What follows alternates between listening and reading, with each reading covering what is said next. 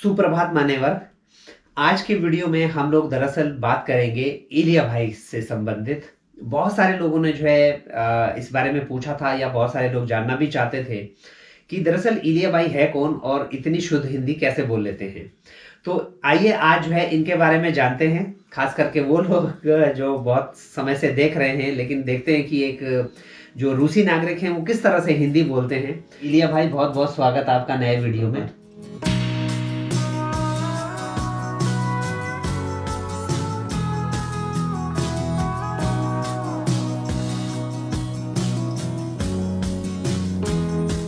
भारत से आपका कैसा संबंध है, थोड़ा सा अपने बारे में आप जरूर बताइएगा। बस मैं एक भारत भक्त हूँ और हिंदी प्रेमी हूँ जी। और भारत से जो मेरा रिश्ता है वो 31 साल पुराना रिश्ता है। 31 साल? जी। 31 साल पहले, यानी भारत से नहीं लेकिन भारतीय यात्रा से मेरा प्रथम स्पर्श हुआ था जी। बहुत साल पहले। तब मैं बहुत छोटा नहीं, फिर भी 11 साल का लड़का था। बात यह है कि मुझे बचपन से ही देशाटन में अलग अलग संस्कृतियों के प्रति अथवा अलग अलग भाषाओं के प्रति अत्यंत रुचि रही थी। ऐसा क्या हुआ कि जो आपको हिंदी से इतना प्रेम हो गया? दरअसल मैं कहूँ ना, मैं तो बता सकता। लोग अभी बहुत कम पूछते हैं कि आप क्या अभी कर रहे हो, कैसे कर रहे हो, हिंदी क्षेत्र में कहाँ तक पहुंच गए। लोग जानना चाहते हैं वो जार जहाँ से वो सब कुछ निकला हुआ है। कहानी बस साधारण सी है। मुझे सालगिरह के दिन पर वो एक तोहफा दिया था, माना तोहफा, जन्मदिन पे जी। वो कैसेट था मूवी की, जागीर फिल्म की कैसेट थी जी। अच्छा। जहाँ मगर इसे खोलने का अवसर बहुत महीने बाद हुआ। अच्छा। और हिंदी गानों की मधुर ध्वनियों को सुनकर मैं पागल सा हो गई। ये तो कैसे हो सकता है, ये तो क्या है, ये क्या अजूबा है। तो मेरा जो ज्ञान है, जो मेरा संग्रहित ज्ञान है, वो इसलिए कीमती है कि मैं इंटरनेट के बगैर किताबों में डूबा हुआ था और वहाँ जो मालूमात है, जो ज्ञान है, वहाँ से उसे उठाया करता था और अपने बक्से में रखा करता था। इनके कहने का मतलब है कि क्योंकि आज इंटरनेट की वजह से जो है ये सारा ज्ञान आप जानते हैं, घर बैठे आप प्राप्त कर सकते हैं, लेकिन ये बात हो रही है उस समय की जब ये सब चीज़ें इंटरनेट वगैरह नहीं था। तो इनको जो है किताबों के माध्यम से ही इसको सीखना पड़ता था। और आपके कोई टीचर भी थे जिन्होंने? मेरा कोई भी नहीं था। दरअसल उस दौर में मेरा कुछ भी नहीं था, बस कुछ किताबें थी। और मैं सीखने लगा कि कहाँ भारत में कौन सी भाषा बोली जाती है, गोंड और ओराओं के बीच में क्या अंतर है, और उत्तर भारतीयों और दक्षिण भारतीयों के मानसिकता में क्या अंतर है। तब बस 12 साल का था। 12 साल की उम्र में जी। और थोड़े समय बाद मैंने दृढ़ निश्चय कर लिया था कि किसी भी हालत में, किसी भी सूरत में मैं हिंदी शिक्षक बनूंगा। तब मैं था 12-13 साल का। अच्छा जी, क्या बात है। और मुझे सिखाने वाला कोई नहीं था। अच्छा, तो उसके बाद फिर हिंदी की पढ़ाई के लिए आप किस तरह से भारत पहुंचे और कैसे हुआ, थोड़ा विस्तार से बताइए। हाँ, विस्तार से बता रहा हूँ कि दरअसल क्या होता है। एक शब्द है मेहनत, परिश्रम। मैं भारत का इतना दीवाना था। दरअसल मैं भारत में क्या है, हवाई पुलाव तो बना रहा था ना भारत की, कि भारत ऐसा है। जो वहाँ बाद में मुझे, सालों बाद मुझे जो मिला है, मैं तो ये सोच नहीं सकता था कि भारत में ऐसा हो सकता है। फिर भी मेरा सपना रहा था। और 2000 यानी समझो ठीक 25 साल पहले 18 नवंबर को भारत की पवित्र भूमि पर मैंने अपना कदम रखा था। अच्छा, 2000 में? 2000 में जी। मैं अकेला नहीं, अपने बाप के साथ था। मैंने बाप को मनाया कि मुझे भारत जाना है, अच्छा। मुझे जाना है। हुँ, हुँ। तो 7 दिन तक हम उत्तर भारत में फिरते रहे। हुँ, हुँ। दिल्ली, जयपुर, बंदरेज, आगरा। अच्छा। तो मैंने देखा है कि कैसा भारत आजकल का भारत और वही भारत लग रहा है कि ये तो अलग अलग देश ही है। जी, जी, जी। उस देश में कुछ भी नहीं था, लेकिन मैं इतना पागल सा हुआ था कि जाते वक्त जब आगरा से हमें रुखसत करना पड़ा था, मैं पता नहीं मेरे को क्या हो गया, मैं फूट फूट कर रो रहा था। अच्छा। मेरा एक बस सपना रहा था कि जो शताब्दी है, कहीं माथुर मुझे छोड़ दे तो मैं भाग जाऊंगा ट्रेन से, लेकिन वो अच्छा। माथुर वो नहीं रुकती, बदकिस्मती से माथुर वो नहीं रुकती। अच्छा, मतलब आगरा से जब आप दिल्ली आ रहे थे फ्लाइट पकड़ने के लिए? फ्लाइट, हाँ। अच्छा। जी हाँ। अच्छा। तो आखिरी बार 7 साल बाद भारत गया, अच्छा। मगर इन 7 वर्षों में मेरी जो रुचि वो कम नहीं हुई, वो बढ़ती रही, बढ़ती रही, बढ़ती रही। और साथ में जो किताबें थी, हुँ, हुँ। दौलत, मेरी दौलत, वही शब्दकोश भी अभी भी यहाँ है, जी, जी। अभी भी है। और मैं इस तरह हिंदी सीखने लगा धीरे धीरे धीरे धीरे, लेकिन बात करने के लिए कोई नहीं था। जो बच्चे थे यहाँ के 12 थे, मुझ में इनकी कोई भी दिलचस्पी नहीं थी। तो फिर हिंदी का आपने कोर्स कब जॉइन किया? ज्वाइन किया है मैं 2007। 2007 में जब आप दूसरी बार भारत आए? मैं भारत तब आया था तीसरी बार। अच्छा। तीसरी बार। हुँ, हुँ। इससे पहले हम केरल गए थे। अच्छा। वहाँ त्रिवेंद्रम में स्थित केरल हिंदी प्रचार सभा में मेरा प्रवेश हुआ, मेरा दाखिला हुआ। अच्छा। मगर ऐसा हुआ कि बाद में मुझे एक और अच्छी जगह मिली है जो बेंगलुरु में है। अच्छा। मैं बेंगलुरु गया। अच्छा। तो बैंगलोर में कौन से आप जगह पे आपने हिंदी की पढ़ाई की? ये जो संस्थान है वो उसी जमाने का था जब कर्नाटक मैसूर रियासत में आता था, इसलिए एक संस्थान का नाम पड़ गया था मैसूर हिंदी प्रचार परिषद। मैसूर हिंदी प्रचार हाँ, परिषद। मैं इसका अच्छा। हिंदी रत्न स्नातक हूँ। आप समझ सकते हैं कि जो इलिया भाई हैं वो हिंदी रत्न से सम्मानित हैं वहाँ से। ये सच में एक बड़े गर्व की बात है। तो उसके बाद का सफर कैसा रहा फिर आपका? भारत कितनी बार आए और कैसा आपका जो है भारत के साथ रिश्ता दरअसल रहा? मैं दक्षिण का बंदा हूँ। हम्म। मैं इडली का लड़का हूँ। हम्म। और भारत से मेरा जो दक्षिण भारत से मेरा बहुत गहरा रिश्ता रहा। अच्छा। अभी भी मैं बेंगलुरु का अपना घर समझता हूँ। हम्म। मैं उन्हीं लोगों के बीच में पला बड़ा था। हम्म। और बेंगलुरु का आना इसलिए हुआ कि मैं ये पहले तो कहूँ ना, शुरू शुरू में दक्षिण भारत आने से पहले मेरा एक सपना था कि मैं हिमाचल में रहूं। अच्छा। मैं हिमाचल में धर्मशाला में रहना चाहता था, लेकिन मैं डर गया कि वहाँ ज्यादा ठंड रहेगी। अच्छा। ठंड के मारे मैं वहाँ नहीं गया। अच्छा। हाँ, मैं गया गर्म प्रदेश। हम्म। दरअसल मुझे वहाँ रहना चाहिए था, क्योंकि मैं इन 13 वर्षों में जो हिमालय क्षेत्र है इसका अध्ययन किया था, खूब अध्ययन किया था। जो वहाँ जो भोटिया लोग हैं, जो लिम्बू, मगर, जो नेपाल के है ना, जो पहाड़ी लोग हैं, दरअसल यही हिमाचल तो मेरे अध्ययन का वही केंद्र बिंदु रहा था ना। मगर ऐसा हुआ कि मुझे ले जाया गया दक्षिण की तरफ। अच्छा, जब आपकी ये पढ़ाई पूरी हुई तो उसके बाद फिर जब आप रूस वापस आए तो हिंदी ने आपके जीवन में क्या परिवर्तन लाया? मैं भारत के लिए काम करना चाहता था, जीना चाहता था। यानी मैंने, भारत तो मेरा वतन है, भारत ये मेरा देश है। मैं अपने को अंदर से वही हिंदुस्तानी ही महसूस करता हूँ। अच्छा। यानी कोई भी भारतीय मेरे लिए कोई परदेशी नहीं है। वहाँ ऐसे कुछ चीजें हैं जो मुझे अच्छी नहीं लगती है, लेकिन ये तो बात बिल्कुल अलग है।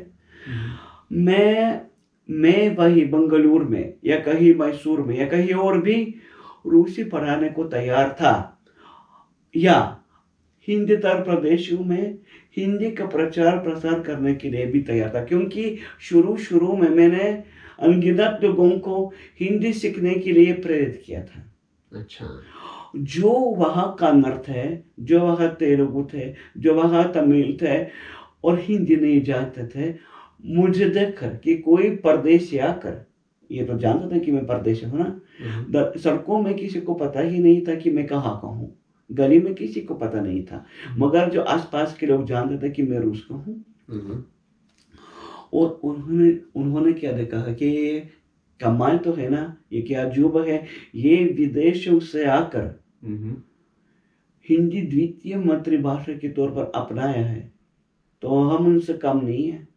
तो ऐसे भी थे जिन्होंने मुझसे हिंदी सीखी थी। अच्छा। और ऐसे भी थे जिन्होंने मुझसे प्रेरित होकर आगे बढ़ गए। आप मिस करते हैं वहाँ काम नहीं, मैं करना? भारत तो आता जाता रहता हूँ, इसके बावजूद 2017 से लेकर हर साल मैं कोशिश करता हूँ, मगर इस बार दक्षिण नहीं, ज्यादातर मैं उत्तर भारत आता हूँ।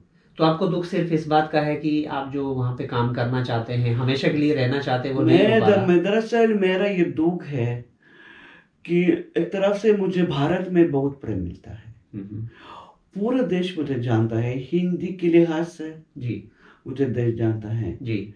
मेरे कुछ लेख प्रकाशित भी हुए थे और लोग मुझे पहले से पहचानते थे, मगर बात यह है कि मैं बस एक मेहमान बनकर भारत आ जाता हूँ, अपने दोस्तों के बीच में रहने या घूमने या बस किसी सम्मेलन में भाग लेने, ये बात अलग है। मगर मैं क्या चाहता हूँ, सबसे जो खूबसूरत कहानी थी मेरी, वही असम और हिमाचल की। अच्छा, तो आप जो है भारत एक मेहमान के तौर पे नहीं आना चाहते, बल्कि नहीं, मैं मेहमान नहीं हूँ, मगर क्या है मैं बस आता जाता रहता हूँ। ये क्या होता है कि मैं बस कुछ दिन के लिए आ सकता हूँ, लेकिन न मेरा कोई वहाँ अपना घर है। सबसे जो अच्छी जगह है जो मुझे भारत में अब तक दिखी है मैसूर छोड़ के, ये है धर्मशाला और मेघालय। अच्छा, जो हिमाचल आपको पसंद आया? इससे बढ़कर मुझे अब तक भारत में नहीं, पूरी दुनिया में नहीं दिखी है। क्या बात, ऐसे कोई जगह मुझे दिखी ही नहीं अब तक। क्या बात है। वो तिब्बतियों का घर है जी। तो मैं बस यही पर मैं हिंदी पढ़ाता हूँ ऑनलाइन क्या है, मैं अनुवादक के तौर पर भी काम कर सकता हूँ जब मुझको बुलाया जाता है, लेकिन एक बाधा है, भारत में हर कहीं भी अंग्रेजी है जी। तो क्या है, मैं चाहता हूँ कि जो हिंदी है, जो हमारे जो राष्ट्रभाषा है, जो हमारा एक वो एक सूत्र है, कि वो पूरे देश में किसी हद तक फैल जाए, यानी क्योंकि रूस की क्या विशेषता है कि यहाँ प्रांतीयों के साथ साथ पूरे देश में बस एक ही भाषा चलती है जिसे कोई भी जानता है, सब लोग जानता है, ऐसा कोई नहीं है जो रूसी ना जाने, मगर कोई फर्क नहीं पड़ता कि तुम कहाँ से आए हो, रूसी हमें सभी के लिए एक ही भाषा है जो हिंदी के साथ नहीं है। तो मैं चाहता हूँ कि हिंदी देश का प्रतीक बन जाए, तो मैं इसके लिए अपनी ओर से प्रयत्न करता ही रहूंगा जी। एक चीज़ और है कि जो इलिया भाई हैं, अब क्योंकि ये रूस में रहते हैं और इनके पास जो नागरिकता है वो रूसी नागरिकता है, उसके बावजूद ये जैसे वाराणसी में यहाँ रहते हैं, तो ये यहाँ जितने भी भारतीय आते हैं उनकी मदद करते हैं। अभी जैसे मैं देख रहा था लगभग पिछले 3-4 दिनों में, तो इनको बहुत सारे भारत के जो बच्चे यहाँ पे आते हैं वो इनको संपर्क करते हैं, जैसे किसी को मकान चाहिए। अब दरअसल यहाँ पे समस्या है कि भारत के बच्चों के लिए जो है रूसी लोग मकान अपने नहीं देते हैं किराए पे, तो वो इलिया भाई की मदद लेते हैं कहीं ना कहीं मकान ढूंढने के लिए, क्योंकि अब जो वहाँ के, क्योंकि यहाँ के जो लोकल लोग हैं उनके साथ में ऐसा कोई बंदा चाहिए जो बात कर सके उनसे रूसी में, तो इलिया भाई उन बच्चों की मदद करते हैं। और ये बड़ी खुशी की बात है और सौभाग्य की बात है भारत के लिए कि एक ऐसा शहर जहाँ पे बहुत सारे भारतीय बच्चे मेडिकल की पढ़ाई करने आते हैं या दूसरी पढ़ाई करने आते हैं, वहाँ पे एक ऐसे व्यक्ति हैं जो भारत के बच्चों की मदद करते हैं। अच्छा इलिया भाई, एक चीज़ है, जो भारत के बच्चे यहाँ पे आते हैं, इसके बारे में दरअसल हमने पिछले वीडियो में भी बात की थी कि जो भारत के बच्चे हैं उनको यहाँ पे कितनी मुसीबत होती है घर लेने में, या क्या क्या वो कारण रहते हैं, वो आप लास्ट वाला वीडियो देख सकते हैं इलिया भाई के साथ में। लेकिन यहाँ पे एक चीज जो मेंशन करनी जरूरी है वो है, ये एक रूसी नागरिक हैं और भारत के लोग इनके साथ यहाँ आके स्कैम करते हैं, तो उसके बारे में थोड़ा सा जो है हम लोग बात करते हैं। हाँ। इलिया भाई, आपके जो अनुभव हैं वो बताइएगा कि भारत के लोग आपके इन चीजों का नाजायज फायदा कैसे उठाते हैं। दरअसल ये उठाते हैं कि दरअसल मैं काफी व्यस्त आदमी हूँ ना जी और मैं अपने समय का मालिक भी हूँ ना जी, अपने वक्त का मालिक हूँ और मैं जहाँ तक हो सके वहाँ तक दूसरों की मदद करता हूँ जी मगर क्या होता है कि कभी कभार क्या होता है मुझे बिना वजह के बच्चे फोन करते हैं, ये काम करो, ये करो, ये देखो, तुम आ जाओ, ये देखो। दरअसल क्या होता है कि मैं सभी के लिए आया नहीं बन सकता हूँ। मैं आया बन सकता हूँ लेकिन ये होनी चाहिए मेरी क्या है वही नौकरी, यानी पद चाहिए होना। क्योंकि दरअसल क्या होता है अगर किसी की जरूरत पड़े, कोई कुछ हुआ, अगर किसी के साथ कुछ हुआ तो क्या, हाँ मैं जरूर आऊंगा। लेकिन कभी कभार क्या बच्चे मुझे बिना खास वजह के, शाम को मैं तो घूम सकता हूँ लेकिन लोग चाहते हैं कि मैं बस उनका मदद करूं, मगर ये नहीं चाहिए तो क्या चाहिए बताओ। हाँ, तो वो घर ठीक नहीं लगा तो ये भी नहीं लगा, तो वो घर नहीं मिल रहा है तो वो घर छूट गया। तो ये सब सच में इन सारी बातों से मैं छिड़ गया। मैंने घर ढूंढ निकाला, बात की है, दिखाने गया, मनाया, कहा तक हो सकता है मालिक को ना, फिर भी उन्होंने कहा नहीं चाहिए और कुछ देखो। जब तक हम देखते रहे वो घर छूट गया। अच्छा। और जो घर मिला है वो तो बहुत बेकार था। बाद में ये देखो हम नहीं दे पाएंगे, क्यों नहीं दे पाएंगे। ये क्या होता है कि मैं इससे और ज्यादा बहुत परेशान हुआ। मैं दो सभ्यताओं के बीच में, दो संस्कृतियों के बीच में, दो क्या है मानसिक परिस्थितियों के बीच में एक ऐसे प्राकृतिक सेतु हूं। समझे। मैं हिंदी के माध्यम से किसी भी भारतीय तक रूसी मानसिकता की पहेलियां जो गलियारा है पूछा सकता हूँ आसानी से, कि वो समझ सके कि मैं क्या बताता हूँ, कि वो समझ सके कि रूस क्या चीज है।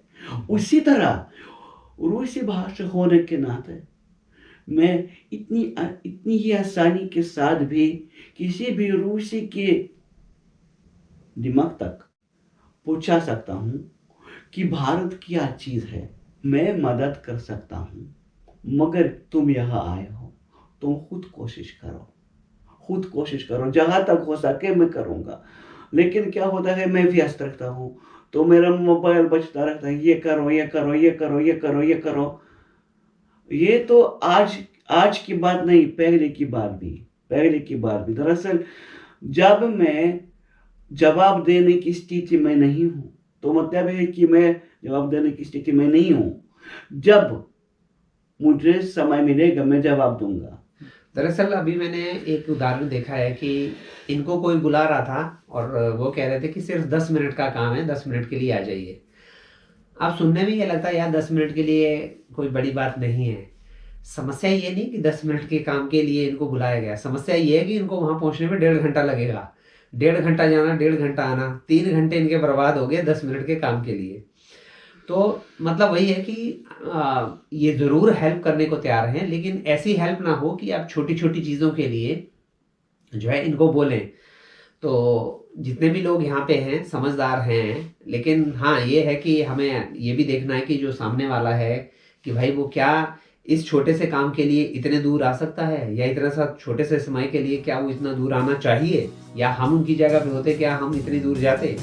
तो ये थोड़ा सा जो है हम लोग सोच सकते हैं।